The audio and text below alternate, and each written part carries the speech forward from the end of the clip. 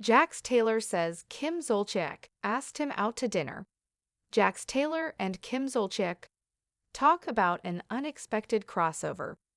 The friendship was revealed in a newly released trailer for the Valley Season 2 reunion, when Andy Cohen questioned Jax about the connections he's formed within the ever-expanding Bravoverse. Jax Taylor sheds light on his relationship with Kim Zolciak.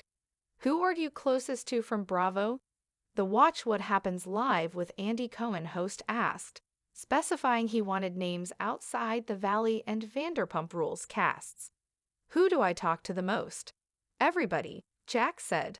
I've been doing this for years, so the last person I probably talked to is Kim Zolciak. I talked to her yesterday. Of course, the answer surprised Andy and a few of Jax's castmates. Oh, really? Andy replied. What do you talk to Kim about? She just asked, because I'm coming to Atlanta. She's like, do you want to meet for dinner? Jax claimed, before casually revealing he also communicates with the Real Housewives of Orange County friend Gretchen Rossi. So I'm gonna have dinner with her, a little bit of everybody. Is Jax Taylor interested in dating Kim Zolciak? Andy suggested Jax and Kim could start some kind of romance, as the Real Housewives of Atlanta alum has been separated from her husband, Croy Beerman, for more than 2 years. She's available, the host pointed out, to which Jax replied, I'm good. The Valley Season 2 reunion was filmed during the first week of May. It's unclear if Jax and Kim ever had that dinner.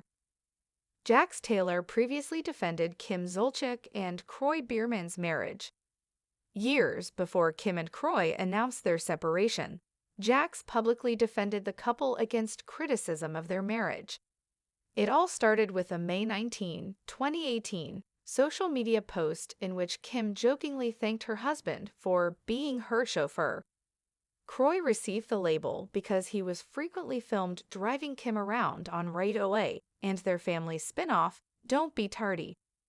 One Twitter user called Kim and Croy's dynamic sad, which prompted a fiery response from Jax. It's called loving your wife, the former SUR bartender wrote. Such a messed up thing to say to one. Who even are you? Jax Taylor announces the Valley exit amid Brittany Cartwright divorce. Like Kim, Jax is also navigating a public divorce. The Michigan native and his estranged wife, Brittany Cartwright, confirmed their split in February 2024, after nearly 5 years of marriage. Brittany, who shares a 4-year-old son with Jax, filed for divorce 6 months later. Days before the Valley Season 2 final, July 22, Jax announced he was leaving the series to focus on his sobriety, mental health, and family. After an incredibly challenging year and many honest conversations with my team and producers, I'll be stepping away from the next season of The Valley, he said in a statement. Taking this time is necessary for me to become the best version of myself, especially for our son Cruz. The words hung in the air, a tantalizing whisper of an unscripted crossover. Jax, recently estranged from Brittany, navigating the choppy waters of a very public divorce and a new chapter focused on sobriety and mental health, found himself contemplating a dinner with a woman whose own life had been a whirlwind of reality TV, opulent wigs, and most recently, a tumultuous separation from her husband, Croy Beerman. I'm good, he told Andy when the host playfully suggested romance, and he was. Good on his own, good focusing on Cruz, good just being Jax. But curiosity, a trait he possessed in spades, tugged at him. What would he talk about with Kim Zolciak? Atlanta shimmered under a late spring sunset as Jax's car pulled up to a discreet upscale restaurant. He'd chosen it for its low-key ambience, a place where reality stars could, perhaps, enjoy a meal without a flurry of camera phones. He spotted her immediately, Kim, unmistakable with her signature blonde hair, though perhaps a shade more subdued than her on-screen persona. She was already seated, a glass of iced tea before her, a faint smile playing on her lips. Jax, so good to finally meet you properly, Kim's voice, surprisingly warm and less theatrical than he'd expected, greeted him. He slid into the opposite chair, a server appearing almost instantly to take his drink order. Kim, yeah, it's interesting, isn't it? Jax chuckled, a nervous energy humming beneath his usual bravado. Andy nearly fell out of his chair when I mentioned your name. Kim laughed, a genuine, unforced sound. Oh, I can imagine. He loves a good surprise. But honestly, I just thought, he's coming to Atlanta. Why not grab a bite? It's been a minute since I've had a truly unburdened conversation. Her eyes, though framed by long lashes, held a hint of weariness that the public rarely saw.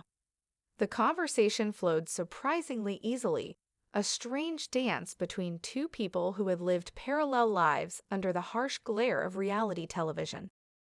They spoke of the unique pressures of their shared profession, the constant scrutiny, the blurring lines between their real selves and their on-screen personas. Jax found himself opening up about the weight of his public split, the challenges of co-parenting crews amidst the chaos, and his newfound commitment to sobriety. Kim listened, nodding empathetically. It's a different kind of fight when it's all out there, isn't it? Kim mused, stirring her tea. Every argument, every tear, every dollar spent or not spent, it becomes everyone's business. She didn't dwell on her own marital woes, but the unspoken understanding hung between them. They both knew the script. Then a memory surfaced for Jax, a moment from years ago, long before either of their marriages had fractured. You know, he began, a slight smile touching his lips. I actually defended you once, back in the day. Kim raised an eyebrow, intrigued. Oh, do tell. Someone on Twitter was giving you grief about Croy being your chauffeur, calling it sad. I remember thinking, what a messed up thing to say. So I jumped in. Told them it was called loving your wife. That's what it looked like to me, anyway. A soft, almost wistful smile touched Kim's face. I remember that. I actually saw that. It was sweet.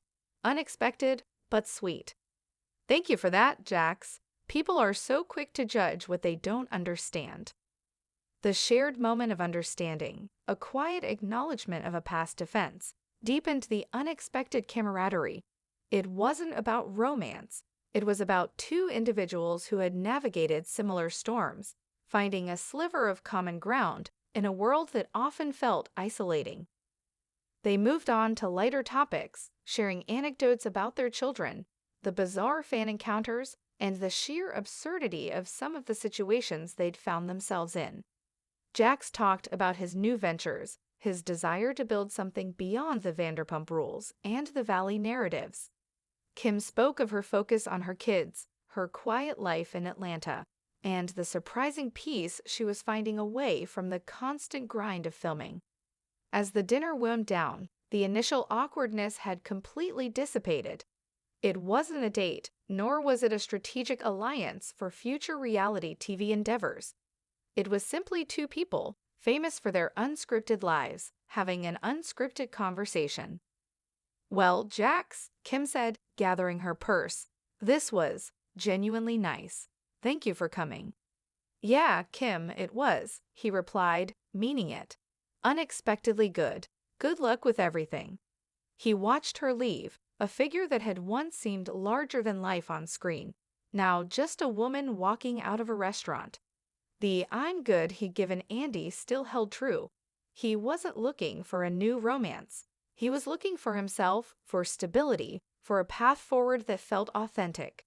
And in this brief, surprising encounter with Kim Zolciak, he'd found a fleeting, comforting sense of shared experience.